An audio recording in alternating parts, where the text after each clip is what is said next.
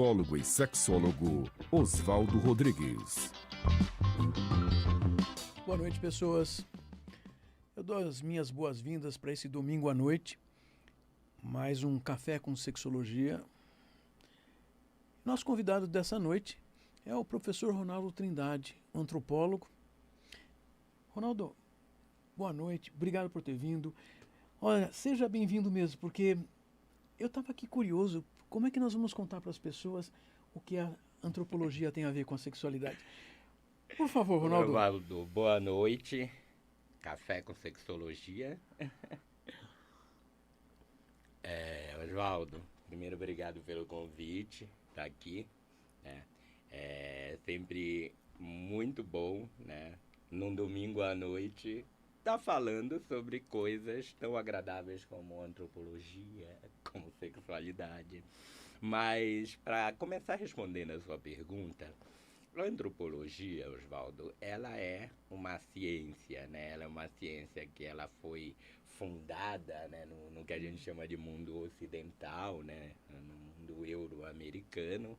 Portanto, é uma ciência, né, foi uma ciência pensada, né, elaborada ali no final do século XIX, no início do século XX, né, quando a Europa estava entrando em contato com tantas sociedades diferentes, né, sociedades africanas, sociedades asiáticas, sociedades indígenas.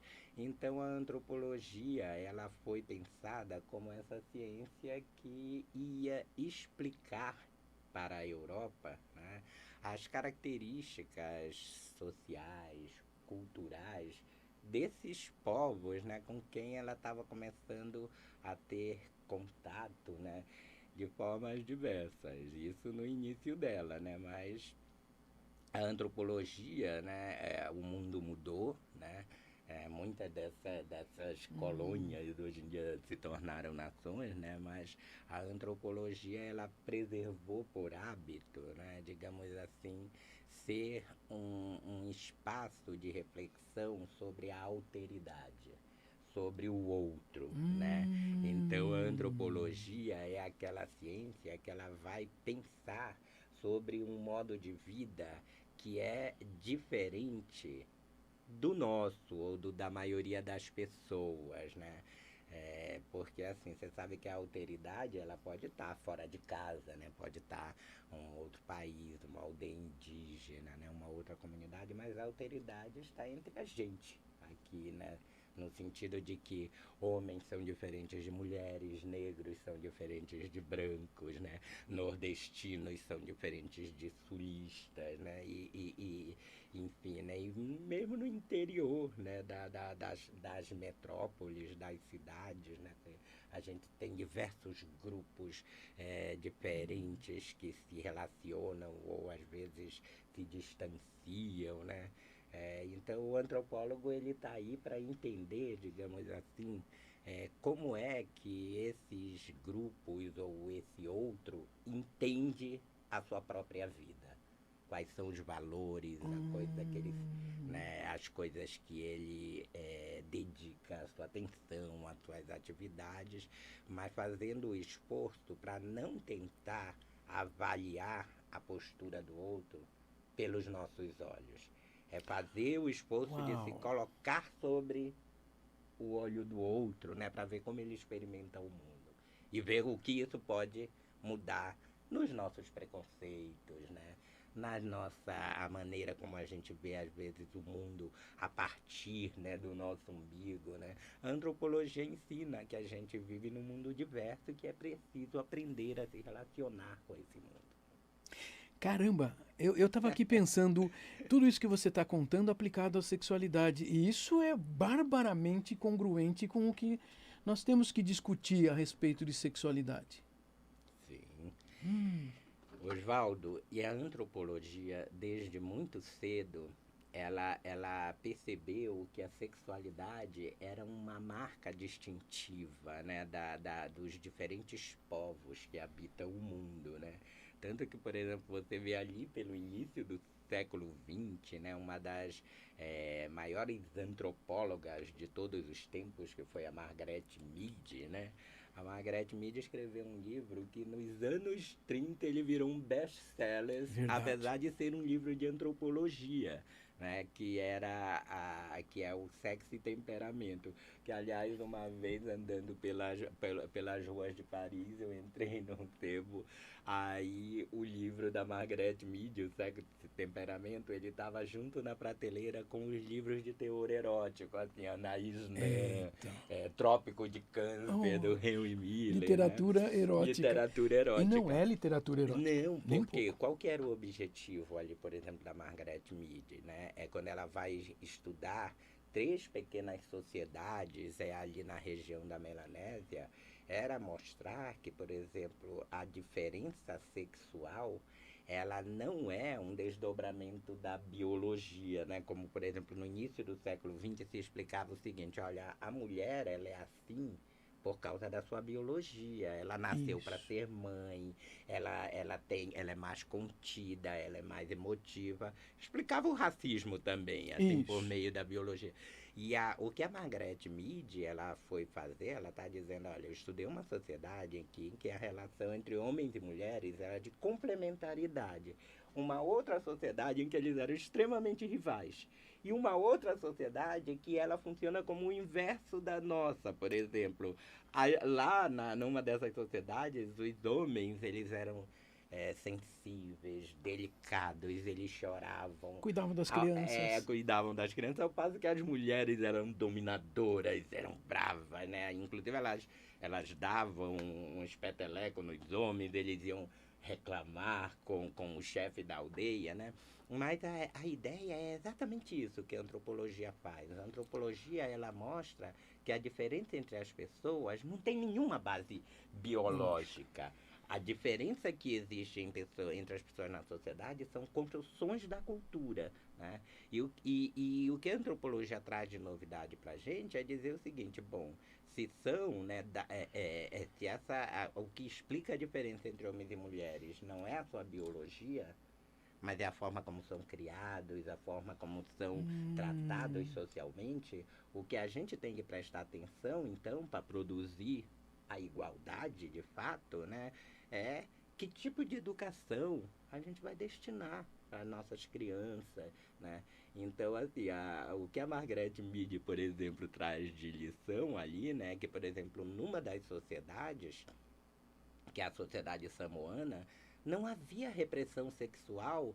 Por quê? Porque o sexo não era um tabu nessa sociedade, como é na nossa. Por isso que os adolescentes, segundo a Margaret Mead, chegavam aos 16, 17 anos, né, cercado de repressão sexual por todo lado, e eles tinham, aí a adolescência virava um período muito turbulento. Lá, por exemplo, em Samoa, as crianças elas eram livres para fazer suas experimentações sexuais, começar a descobrir o prazer, até o momento em que elas contraem um matrimônio e aí elas passam a ter uma relação monogâmica com o marido. Mas o fato de passar a infância e a adolescência sem repressão sexual cria uma sociedade mais... como é que eu digo, mais colaborativa, menos violenta, menos estressada, né? Quer dizer, há mais de 100 anos, a própria antropologia reconhece que existe não uma forma absoluta de se entender o que se chama de sexualidade, mas ela é muito relativa.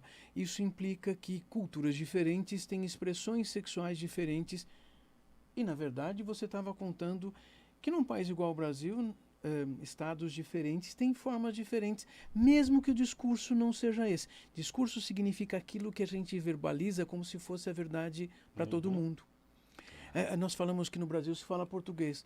Sim, mas tem uma série de vírgulas, porque tem os sotaques, as palavras que só são usadas em determinadas regiões, e sexualidade é mais complicado ainda, porque isso não se fala facilmente. Oswaldo, você pegou um exemplo muito bom, que é pensar, por exemplo, que o Brasil é um país de dimensões continentais, né? O Brasil é quase do tamanho da Europa, se a gente for pegar, né? É do tamanho da Europa. Então, isso quer dizer, né, que o Brasil, nós só falamos a mesma língua e nós nos sentimos partes do mesmo povo por conta de uma história, de uma imposição colonial, né? Verdade. Que nos fez assim, toda nação ela é uma imaginação, né? Toda nação é uma comunidade imaginada e fez com que nós nos sentíssemos parte do mesmo país. Mas, né, se você está conversando com alguém, né, de Minas, alguém de Belém, alguém do Rio Grande do Sul, você vai ver que tem uma variação enorme ali em termos de da língua portuguesa, né? No entanto, a gente diz assim, tem uma língua oficial, uma língua hegemônica, que é aquela que é cobrada de você nos exames, nos testes, que você tem que aprender a falar. E da mesma forma, vamos pegar a sexualidade? Da mesma forma. Existe uma sexualidade também hegemônica, que é aquela, tem né, que ser assim, que, tem que ser que assim. você aprende, né, que é necessária, digamos assim, para que a sociedade ela continue existindo, né, do ponto de vista de algumas pessoas, né, principalmente das perspectivas mais conservadoras. Então, se você nasce homem, você tem que se comportar como homem, você tem que se relacionar com mulheres. Isso é uma, digamos assim, uma norma hegemônica, né? A gente chama de por exemplo, né? Ultimamente se chama isso de muitas coisas, né? Como, por exemplo, de heterossexualidade compulsória, né? De heteronormatividade. Por quê? Porque são normas, né, sociais que elas servem para criar um mundo heterossexual, né? E também para criar um mundo, vamos dizer, com a percepção de ser previsível para as pessoas baixarem a guarda e diminuírem as ansiedades. É complicado, é obrigatório, mas ao mesmo tempo ele é fantasioso, porque ele não existe na prática do jeito que ele se prega. Igual a língua. Olha. E é engraçado, né? Porque assim, a proibição ela já supõe a existência, né, daquelas pessoas que não vivem sob essas normas. Portanto, a proibição é o que instaura um controle na vida dessas pessoas para que a vida dessas pessoas seja vivida de acordo com as normas, né? Só que como é que isso tem mudado na nossa sociedade, né? Falando aqui como antropólogo, isso tem mudado por quê? Porque a própria sociedade ela tem mudado, né? Por exemplo, o que nós entendíamos ser os papéis muito rígidos de homens e mulheres, né? Agora a gente passa por transformações. Eu sou de uma época, né, em que se os rapazes aparecessem ali no TikTok fazendo aquelas dancinhas e ele ia chegar no outro dia no grupinho de amigo deles e ia ser achincalhado, né? Tava expulso. Hoje em dia, por exemplo, não há mais uma relação direta entre você expor, sendo, digamos assim, um homem heterossexual, de você expor o corpo, de você dançar, de você sensualizar, né? E isso oferecer um risco para a sua sexualidade. Mas isso é possível, por quê? Né? Porque a gente veio aí de uma história, né, de enfrentamento desses padrões, né? E o Brasil, particularmente, é uma história muito rica de enfrentamento, né? A gente viu ali desde dos anos 70, né? A Tropicália, né? O Caetano Veloso dançando com batom na boca, requebrando, imitando Carmen Miranda, mas ao mesmo tempo afirmando-se como um homem heterossexual. Então, por exemplo, a gente vê aí, né, que coisas que mulheres não podiam fazer porque senão seriam consideradas masculinas, né? Hoje em dia a gente vê as mulheres reivindicando, né, o direito, né, a exercer profissões, né, como por exemplo motorista de caminhão, né, motoristas de aplicativo, piloto, né, trabalhando na construção civil. Ainda assim, você sabe que tem uma questão legal. Mulheres nos seus empregos não podem carregar mais que 25 quilos. É engraçado, né? Porque É. você está falando de uma Aí eu mulher que sempre pilota. penso, quem é que mede isso, né? Quem é que diz até E, 25 dá para elas carregarem, mas não dá não. isso. Normalmente, se você for ver, é um homem que faz isso, né? Que, que, Ainda que, as regras ainda são que mantidas por padrões anteriores, é, mesmo assim. isso é uma coisa interessante da gente ver, porque, por exemplo, uma das coisas que um antropólogo que estuda, né, questões relacionadas à sexualidade, como é o meu caso, a gente sempre está atento, são as mudanças nos códigos de comportamento, né, que elas variam de sociedade para Tá. sociedade, mas elas variam também no tempo, né? Por exemplo, a gente sabe que quem viaja pela Europa, né, a gente brasileiro, né, às vezes a gente ficava chocado, né, de estar num parque público, aí tá, as pessoas estarem lá, as mulheres tirando a blusa para tomar sol, né, É. e aquilo é uma relação com o corpo, né, que é muito liberal, é muito permissiva, E né, aqui e não é. tal, e aqui não é, né, então a gente vê, por exemplo, que diferentes, né, sociedades lidam de forma muito diferente com a questão da sexualidade. Então, há uma diferença entre sociedade, mas há uma diferença no tempo também, né? Porque a gente estava comentando isso, né? Sobre o show Hum. da Madonna, um pouco antes de começar. No final dos anos 80, início dos anos 90 no Brasil, nós tínhamos um programa como Armação Ilimitada, que tinha um Ah, trisal que verdade. viviam com um jovem adotivo numa relação ali, numa família completamente, né, digamos assim, não heteronormativa, não dentro do sistema.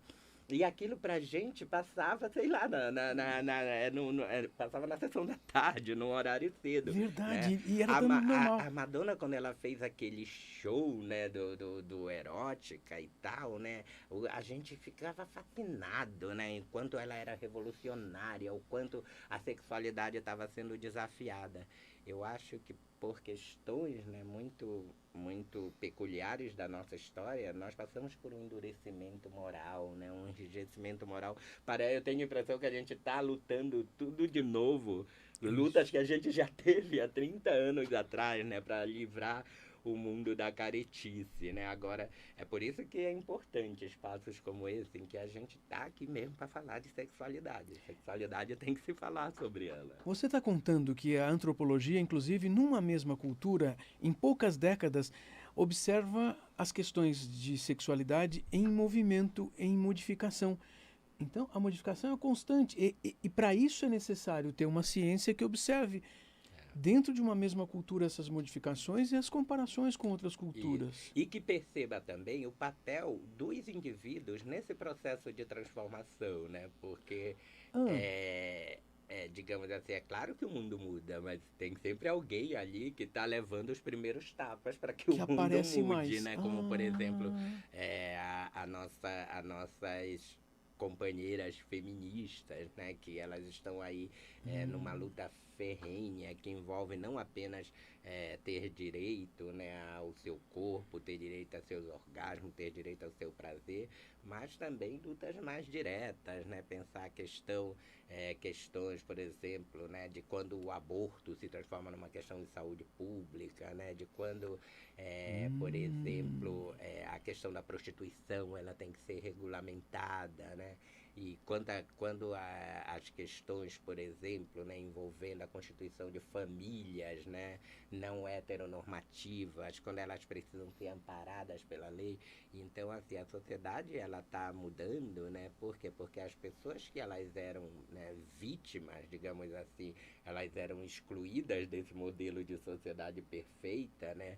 Ou desse modelo, né, de gênero mais tradicional. As pessoas que se sentiram vilipendiadas por isso, elas começaram a se organizar, elas começaram a protestar, elas começaram a propor outros modelos de família, outros modelos de sociedade.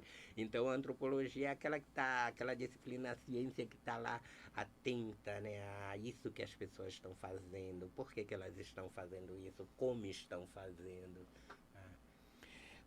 observa mais os movimentos sociais do que outras disciplinas.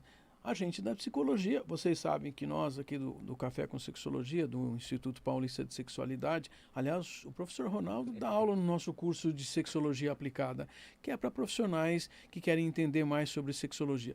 Mas nós, basicamente, então, nós somos de formação da psicologia, nós sempre prestamos atenção no indivíduo. No indivíduo em relação, no casal em relação, ou na família, mas de uma maneira bastante restrita no sentido de que nós estamos prestando atenção nesse indivíduo em movimento. E você está contando que você tem, com a antropologia, olhar o movimento das pessoas numa cultura e que existem pessoas e grupos, como se disse, que se levantam para levar o primeiro tapa. Mas o levantar-se é uma parte do movimento.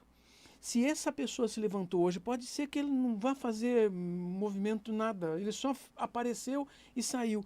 Mas aí aparecem outros e outros, e isso não é uma... Me dá a impressão que isso não é uma coisa dita, vamos chamar assim, progressiva, que vai ter um progresso sempre numa mesma direção. Oswaldo, você falou uma coisa agora, quando você estava falando, né, comparando aqui o que a psicologia faz, o que a antropologia faz. Você sabe que logo no início, né, ali pelo final do século XIX, início do século XX, estava todo mundo assim, embolado naquele miolinho ali, a sociologia, a antropologia e a psicologia, as pessoas ficavam perguntando, mas o que cada uma delas faz, né? Aí a sociologia disse, bom, nós estudamos a sociedade, nós estudamos, então a sociedade é nossa, nós estudamos os grupos sociais e tal. Aí a psicologia diz assim, nós estudamos a psique, nós estudamos o sujeito, nós estudamos o indivíduo. Aí a antropologia ficava dizendo, bom, mas se um está com a sociedade, um está com o indivíduo, com o que eu fico? A antropologia, ela se localiza exatamente nesse entremeio. Né? Porque a antropologia ela vai pensar, né, a sociedade por meio da cultura, mas a cultura, né, ela é, digamos assim, uma construção, né, que se dá, por isso que no início ali a Margaret Mead mesmo, por exemplo, ela era de uma escola chamada Cultura e Personalidade, que dizia que, por exemplo, a cultura, né, ela é como uma espécie de personalidade de cada sociedade. Mas de onde ela estava tirando essa comparação? Ela estava pensando que cada indivíduo tem uma personalidade, que era o que a psicologia fazia, né? E aí ela estava, digamos assim, ela deslocou uma reflexão que era da psicologia para pensar a sociedade. Né? Assim como todo indivíduo tem uma personalidade, cada sociedade tem uma personalidade. Isso em menor escala, você poderia levar, por exemplo, para estudar os pichadores, para estudar, por exemplo, né, os rappers, para estudar, né, digamos assim, sei lá, os diversos grupos urbanos que tem. Por quê? Porque a ideia é que cada um desses grupos tem uma lógica de funcionamento como se fosse uma personalidade. Então, a antropologia, ela está exatamente situada, né, nesse encontro entre o indivíduo, né, e a sociedade. Aí o que você falava sobre, que a gente falava sobre a antropologia, ela está muito atenta, né, aos indivíduos, né, que por meio das suas ações, eles promovem transformações na cultura. Que quando eu disse assim, não, é preciso que alguém se levante, né, e dê a cara a tapa, né, e dê o primeiro tapa, etc. Na verdade, o que a gente está dizendo, né, é que existem, digamos assim, manifestações individuais, né? Por exemplo, alguém diz assim, eu estou de saco cheio, né, desse moralismo, eu estou de saco cheio, agora eu vou agir dessa forma. Mas aquela sua maneira de agir, ela não produz uma mudança social necessariamente. Por quê? Porque você precisa se juntar com outras pessoas que também estão de saco cheio desse moralismo, que também estão de saco cheio desse conservadorismo, para que eles possam conjuntamente, né, pensar em formas, né, e propor outros modelos de sociedade, outros modelos de conduta, né, e lutar, né, para que as suas escolhas sejam tidas como escolhas válidas, como escolhas pertinentes, né? vocês estão ouvindo a conclusão do professor Ronaldo Trindade, mostrando que a antropologia consegue perceber também a sexualidade, ou quando indivíduos vão se agrupando, fazem um movimento que pode aparecer numa cultura e desenvolver novas formas de se ver o mundo ou de se produzir o que se chama de sexualidade. Nós temos bastante coisa para conversar sobre sexualidade. Hoje foi uma noite especial. Eu quero agradecer ao professor Ronaldo Trindade, professor do nosso curso de Sexologia Aplicada. Ronaldo, muito obrigado por ter vindo. É ótimo estar ouvindo você, porque areja a gente para poder perceber a interface dos indivíduos na sociedade de uma outra maneira. Muito bom, Oswaldo, eu que agradeço. É sempre um prazer aqui conversar com vocês, porque é isso, é sempre uma troca, né? Hoje, por exemplo, percebemos que a relação entre a antropologia e a psicologia, ela é muito mais próxima do que as pessoas têm noção. Lembro para vocês que todo domingo, 20h30, aqui na Rádio Vibe Mundial, Café com Sexologia.